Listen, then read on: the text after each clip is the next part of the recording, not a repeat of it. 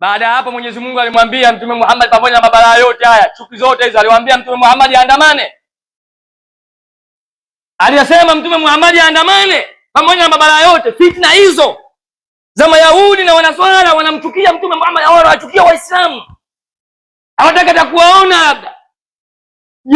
Pamoja na ghasia zote mambo hayo, Mwenyezi Mungu alimwambia aandamane?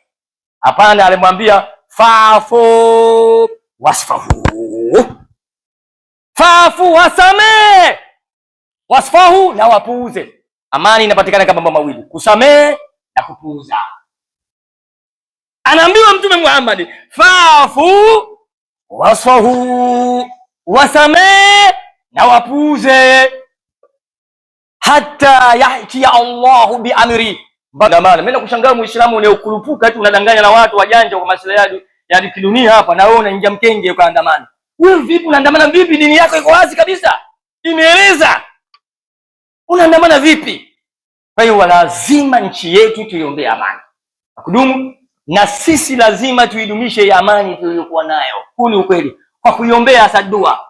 Mtume sallallahu alaihi wasallam asema inna dua yanfa'u mimma la yanzilu fa alaykum ibadallah bidua.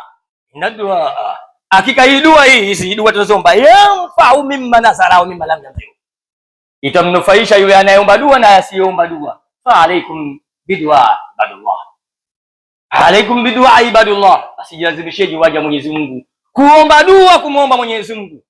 Tunaomba dua, tunaombea dua nchi yetu amani na Mwenyezi Mungu na vijana wetu. Kama mtu aliweka nia leo kuandamana kwa hutuba hii, iwe ndio dawa, asiandamane tena inshallah. Billahi minash shaitani rrajim. Kawaida tu haraka haraka, ila ina balaa.